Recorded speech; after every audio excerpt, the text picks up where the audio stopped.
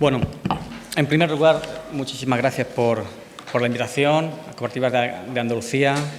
Es un enorme placer estar aquí en estas impresionantes instalaciones de DECOOP. Yo es la primera vez que vengo, es impresionante. Bueno, mi ponencia, yo soy Juan Corbalán, soy de Murcia, trabajo muchos años en Bruselas, ya me he hecho casi belga. Cuando vengo aquí ya digo qué calor que hace y qué bien se come. Pero bueno, nosotros tenemos la oficina de cooperativas comunitarias allí, en Bruselas, y el objetivo es que la voz de las cooperativas comunitarias de España se escuchen y sean tenidas en cuenta. Esa es nuestra principal labor y para eso es lo que trabajamos. En primer lugar, vamos mal de tiempo, voy a intentar acortar lo máximo posible. No voy a hablar de la PAC. La PAC se va a proponer el 16 de julio, entonces vamos a tener 2 años para hablar con ella. Voy a hablar sobre todo, no solo de la PAC, sino de los retos del sector agrario en Bruselas. Pero antes de hablar de los retos actuales, quiero hacer mención de dónde venimos. ¿De dónde venimos? Venimos en un mandato europeo bastante complicado. El mandato europeo son 5 años, no es como en España, sino que allí en Bruselas son 5 años. El último mandato es de 2019 a 2024. Fue muy complicado para el sector agrario, hubo mucha legislación, que sois conscientes, venía desde arriba, nos tenían poco en cuenta las organizaciones agrarias, hubo muchos ataques al sector y principalmente un sector que lo pasó muy mal fue la ganadería.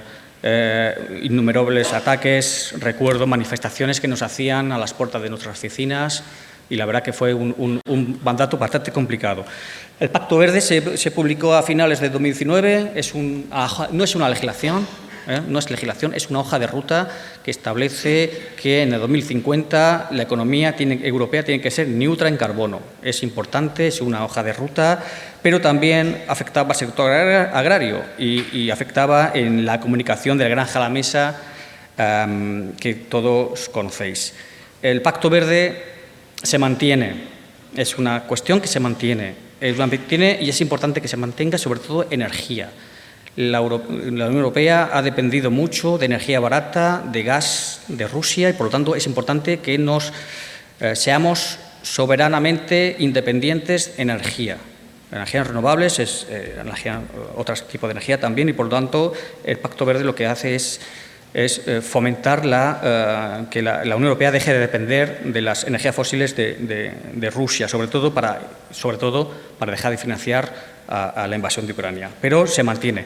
Lo que no se mantiene y lo que se ha quedado debajo de un cajón ha sido la estrategia Granja a la Mesa y ahora nadie la nombra, nadie se mantiene y ha sido sustituida por la comunicación de la Comisión sobre la visión de agricultura que más adelante voy a hablar. En este contexto, algunas instituciones, tanto de la Unión Europea como muchas ONGs que no estaban a favor de la agricultura, por decirlo en buenas palabras, la DG Agri, que es el Departamento de Agricultura de la Comisión Europea, la que trabaja en estos temas, fue apartada de la legislación de agricultura a favor de otras direcciones generales, en las cuales nosotros tenemos más difícil acceso a defender nuestros derechos. La palabra competitividad fue fuera del debate, fue eliminada, parecía un tabú. Cuando nosotros lo trasladamos, pues parecía que no morábamos al diablo, fue apartada y solo se hablaba, parece que solo existía la sostenibilidad medioambiental. Fue un trabajo muy difícil, un mandato muy, muy complicado para las organizaciones agrarias, pero hubo una cosa positiva en este mandato que hicimos piña, todas las organizaciones, que no es muy habitual, pero hicimos piña todas las organizaciones para defender los intereses del sector agrario. ¿Eso qué pasó? Pues pasó que llevó a manifestaciones por toda la Unión Europea de agricultores. La chispa fue a Alemania por una subvención del diésel y la frustración se creó, un caldo de cultivo y en 2024 fue el año de manifestaciones y llegamos a las elecciones del Parlamento Europeo y un cambio de Comisión Europea y aquí fue un cambio de paradigma. Y nos tenemos a la situación de 2025, donde hay una nueva configuración del Parlamento Europeo y Comisión Europea. El comisario de Agricultura es un luxemburgués, es hijo de ganaderos, hermano de ganaderos y sabe de lo que habla. Ha estado varias veces en España y es muy fácil, él conoce los retos del sector. La competitividad vuelve a ser prioridad para la Unión Europea. Ya fue, aparte del debate, ya se habla de competitividad. sobre todo por el informe de Mario Draghi, que fue la persona que salvó el euro y es muy respetada en Bruselas. Hizo un informe donde dijo que los principios básicos de la Unión Europea estaban en peligro si no fomentamos la competitividad. Y eso, al decirlo este señor, pues despertó, es una cosa que ya decíamos muchos años, pero al decirlo esta persona, que es muy respetada, pues hizo despertar a las instituciones comunitarias. Y fruto de ello fue la comunicación de la competitividad, que fue a principios de 2025. En este contexto hubo un nuevo paradigma para la agricultura, pero también hay que añadir, que se ha comentado antes, el contexto geopolítico. Tenemos una invasión, una guerra a las puertas de Europa. Los aviones rusos pasan por el espacio europeo cada 2 por 3 y eso va a aumentar el gasto en defensa. Es una prioridad ahora mismo, gasto de defensa, y vamos a ver qué tipo de gasto se mantiene. También es importante mencionar la adhesión de Ucrania a la Unión Europea, no solo a nivel geopolítico, sino al sector agrario. Ucrania es uno de los principales productores y exportadores de productos agrarios del mundo. Por lo tanto, su adhesión va a tener un impacto en los mercados agrarios de los 27, pero también en el presupuesto. Por tanto, eso hay que tenerlo en cuenta y ya las negociaciones están abiertas. No sabemos cómo va a quedar la guerra, de lo que va a quedar Ucrania, pero eso hay que tener en cuenta porque va a afectar realmente al sector agrario. Bueno, tenemos los aranceles de Estados Unidos. Aquí la Comisión se prepara por dos formas. Una, se prepara para responder en caso de que Trump imponga aranceles, porque tenemos que responder, sobre todo para el efecto disuasorio. Ya hay publicados una serie de productos, incluso alimentarios, en el que pondríamos aranceles a las importaciones de Estados Unidos. Hay sectores como la almendra, hay sectores como la soja. Entonces, bueno, ahí está. Pero al mismo tiempo la Comisión no se quiere negociar y hasta el 9 de julio, de momento, hay tiempo para margen de negociación.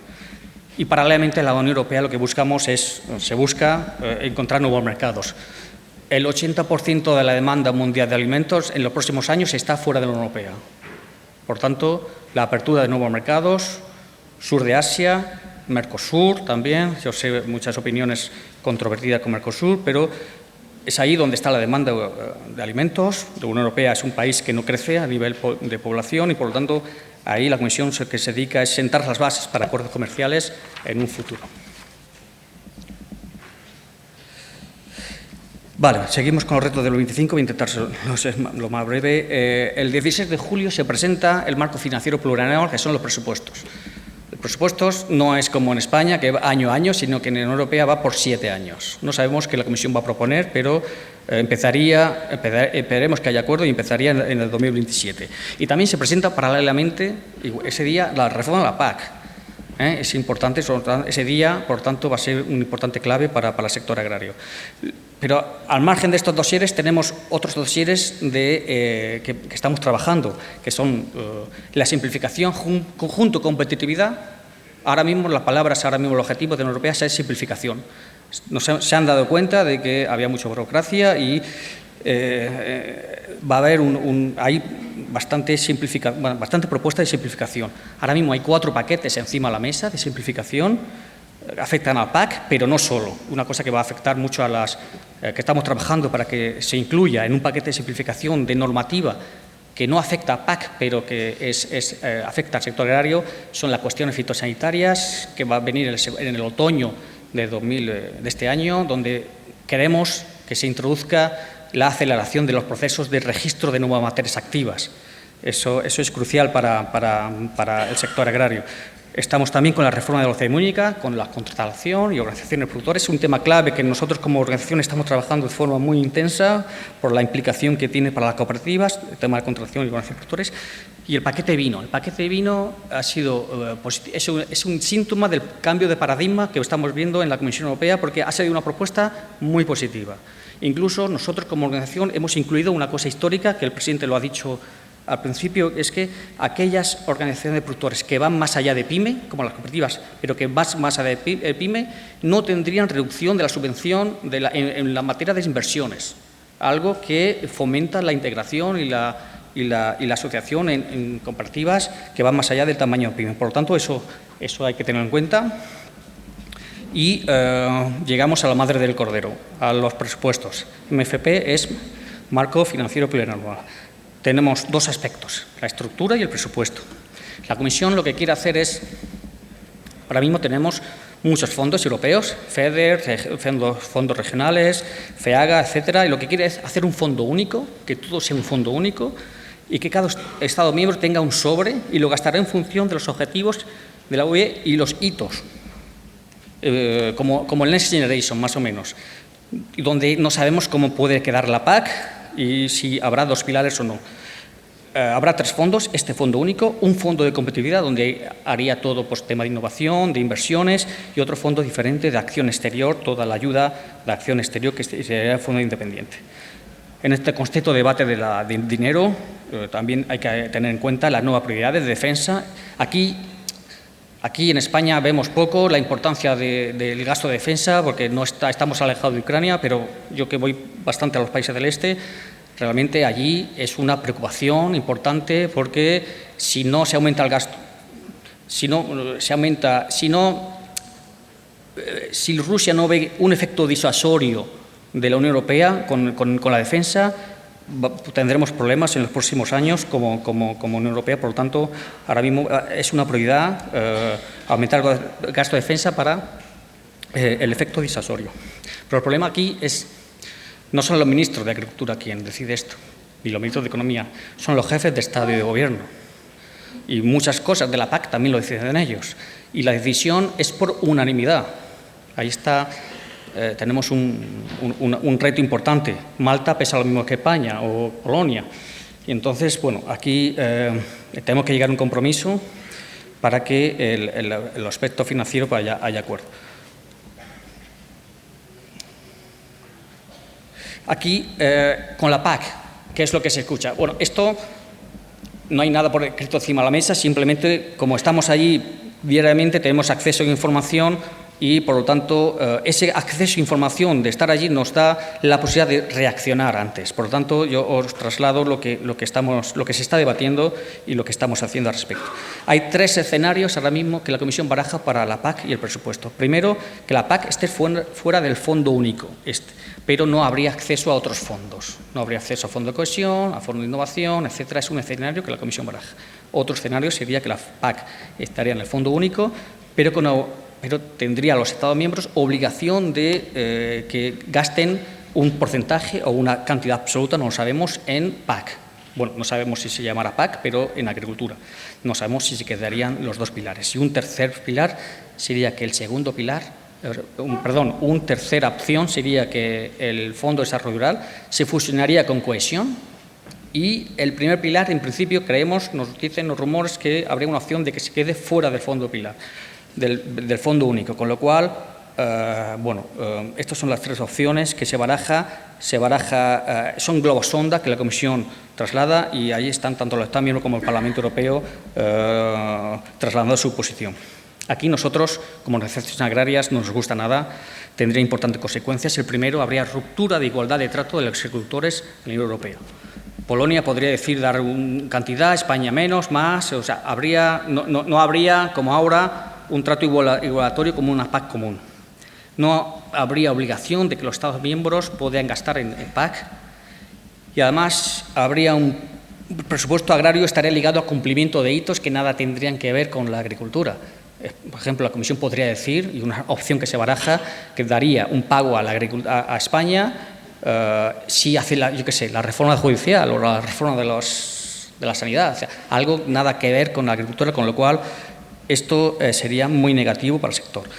Nosotros, desde el Copa-Cogeca, Copa-Cogeca son las organizaciones agrarias y cooperativas de la Unión Europea, hemos ya iniciado nuestra movilización, hemos logrado un importante apoyo que es el Parlamento Europeo. El Parlamento Europeo publicó hace un par de meses una resolución que dice no está de acuerdo con el fondo y además no es que estoy de acuerdo con el fondo único, sino que además quiero que haya más dinero para la PAC. Eso lo logramos gracias al empeño de las organizaciones agrarias y parlamentarios y eso es un mensaje político muy importante para la Comisión que le dice cuidado, Comisión, lo que presentas es que podemos estar en contra y necesitas nuestro apoyo para que aprobar tu presupuesto. Este apoyo fue un trabajo muy arduo, pero lo conseguimos y el 20 de mayo iniciamos movilizaciones en 21 países para decir bueno, que las opciones que la Comisión baraja no nos gusta para la agricultura. En la reforma PAC, brevemente. La reforma de la PAC hubo un diálogo estratégico en septiembre de 2024. Esto lo creó la presidenta de la Comisión porque en este mandato anterior, como os digo, hubo mucha polarización. Dijo, señores, ONGs, consumidores, agricultores, cooperativas, sentaros en una mesa y sacar un informe. Trabajamos mucho. Nosotros como cooperativas estuvimos representadas por la COIECA, que es la Cooperativas Europeas, a través de solo los presidentes podían acceder, y se creó un cuerpo, un European Board of Agricultural and Food, que es un cuerpo donde se reúnen y donde el comisario consulta. Este informe fue muy positivo, fue que las ONGs firmaran un documento donde la agricultura y ganadería vuelvan a ser estratégicas para la Unión Europea, fue fundamental, y sobre todo pudimos introducir varios párrafos donde donde las cooperativas son piezas fundamentales para el sector. Esto pues, no es legislación, pero que da un mensaje importante a la Comisión para que trabaje en el futuro. Esto, además, en el 2025 dio fruto a la comunicación de la Comisión de la visibilización de la agricultura. Es muy positiva esta comunicación, esto lo hace la Comisión. Se constata el cambio, hay mención explícita a la importancia de las cooperativas como figura clave de concentración de la oferta, y además no solo habla de PAC, sino que habla de política comercial, reciprocidad, política fitosanitaria, y se habla de agua. O sea, y además es lo que se me ha olvidado decir antes, que la Comisión, el cambio de paradigma también para el sector agrario es importante porque por primera vez hay un comisario dedicado al agua. Su título es Medio Ambiente y Agua. Por lo tanto, y de hecho ayer se publicó una estrategia de resiliencia de agua importante que tendremos que analizar y hacer aportaciones. Para la PAC, ¿qué se espera para la PAC? La PAC, según el comisario, no va a ser una revolución, sino que va a ser una evolución. Va a haber un cambio de obligaciones a incentivos, una mayor simplificación, y aquí va a estar el debate. ¿Quién va a ser beneficiario de las ayudas? En el contexto de restricciones presupuestarias, que trabajaremos para que no se produzca, pero si se produce van a estar ahí. Las ayudas, según el comisario, habrá que darlas a los que más lo necesitan. Pero ¿quién son los que más necesitan? Aquí, depende a quién le preguntes, habrá un debate. Hay un debate, vamos a tener muchas opiniones diferenciadas. Para el comisario lo tiene claro, jóvenes, pequeños, no sabemos si profesionales o no. Bueno, ahí vamos a tener un debate importante, ya no solo a nivel europeo, sino a nivel español, con las regiones, con las organizaciones agrarias, porque va a haber que debatir sobre a quién van a ser beneficiarios de esas ayudas. Va a haber una mayor degresividad y un mayor capping. Y también la Comisión quiere dedicarse más a gestión de riesgos, sobre todo para mejor afrontar los efectos del cambio climático. El cambio climático está ahí, en todos los años hay varios países que sufren, si no heladas, inundaciones, sequías, lo que sea, pero siempre todos los años hay, y el fondo de reserva actual de 400 millones no es suficiente. Y la Comisión, hay un consenso generalizado sobre la necesidad de hacer algo al respecto. No hay tiempo, esto es el proceso de toma de decisiones de la europea. Vais a decir, oh, ¿qué es esto? La Unión Europea trabaja muy burocráticamente. Esto es un proceso de decisión democrático donde se tiene que tener en cuenta todas las opiniones. No somos como Rusia o China, que el que manda es uno, y eso sería un proceso de toma de decisiones muy simple. Esto tiene que ser así para tener en cuenta a todas las partes implicadas. No voy a estar aquí, pero aquí la flechita, lo que quiero decir es que el trabajo de las organizaciones agrarias se realiza antes de la propuesta de la Comisión para que esa propuesta sea lo más idónea para el sector agrario. Y en cada circulito, ahí lo que hacemos nosotros como oficina es proponer acciones de influencia adaptadas a cada fase, porque no es lo mismo realizar enmiendas cuando el informe está aprobado que cuando está en debate. Nosotros lo que hacemos es realizar acciones de influencia adaptadas a cada fase y, sobre todo, coordinadas con organizaciones nacionales y con regionales. El 70% de la legislación que se aplica a los Estados miembros tiene base europea. Esto es una media, pero a nivel agrario es más. Por lo tanto, la importancia de la regulación europea, porque un reglamento a nivel europeo te evita que haya 27. Entonces, a España le interesa mucho que haya una regulación europea porque el 80% de nuestras exportaciones de agro van a la Unión Europea y que haya una normativa común a nivel de un mercado único, pues reduce coste y burocracia. Por lo tanto, que haya normativa europea no nos tiene que asustar, sino que lo que tenemos que ver es cómo y cómo se aplica. Y la importancia, finalmente, ya al cabo, la importancia de la presencia en la Unión Europea, la Cooperativa Agroalimentar de España, estamos asociados a la COLLECA, que junto con el COPA pues representamos 80 organizaciones nacionales de los 27 países, representamos 14 millones de agricultores y sus familias y 22.000 cooperativas. Tenemos oficina permanente en Bruselas para dos cosas. Una, para obtener información de primera mano y poder reaccionar, porque esa información puede venir un año tarde aquí, pero no hay margen para reaccionar y, por tanto, con la presencia en Bruselas hace mejor que podamos reaccionar. También para que las propuestas y la legislación final sean más positivas, no he añadido, más positivas para el sector agrario, ¿vale? Porque la Unión Europea es un compendio de intereses y hay intereses contradictorios muchas veces y nuestro trabajo es que esa legislación final sea lo más positiva para el sector agrario. Nosotros hemos influido en multitud de legislación, tanto en aspectos PAC como acuerdos comerciales. Hemos parado el acuerdo con Australia por su negatividad para el sector ovino. Australia pedía muchas concesiones al sector ovino, lo paramos, muchas reuniones nos costó. Y hay que tener en cuenta, nuestro trabajo no es solo influir en las instituciones comunitarias, sino también hay muchas importantes organizaciones que no les gusta a las cooperativas e intentan hacer lobby, influencian en contra de las cooperativas. Nos está pasando ahora mismo en vino y nos está pasando ahora mismo y no va a pasar en la OCM única, etcétera. Por tanto, no solo tenemos que trabajar con la Comisión, sino también hacer una pedagogía para desmentir estas acciones de influencia en contra de las cooperativas. Esto es un trabajo constante, que hace falta recursos, es una inversión y no es un gasto, porque cuando venga una regulación positiva a España, pues será mucho mejor de aplicación y es importantísimo la implicación de todos, tanto la Organización Nacional como las federaciones, y es fundamental la asistencia a Bruselas. Cuando va un presidente de una cooperativa a Bruselas, todo lo que dice tiene mucha mayor legitimidad y eso nos permite a nosotros trabajar con ellos, presentando las propuestas concretas, pero eso nos da mucha legitimidad y eso es muy útil. Y también una coordinación de actuaciones entre las administraciones, Bruselas-Madrid, con las regiones. Un ejemplo es Rafael se acordará, el artículo 167 bis, gracias al trabajo tanto en la Federación en Andalucía como en Madrid como en Bruselas, logramos sacarlo. Por tanto, eso es un ejemplo de la coordinación y tenemos que tener en cuenta que tenemos mucha capacidad de influencia, pero tenemos que trabajar juntos y coordinados. Yo aquí lo dejo, muchas gracias. Yo simplemente deciros que es un orgullo trabajar para las cooperativas.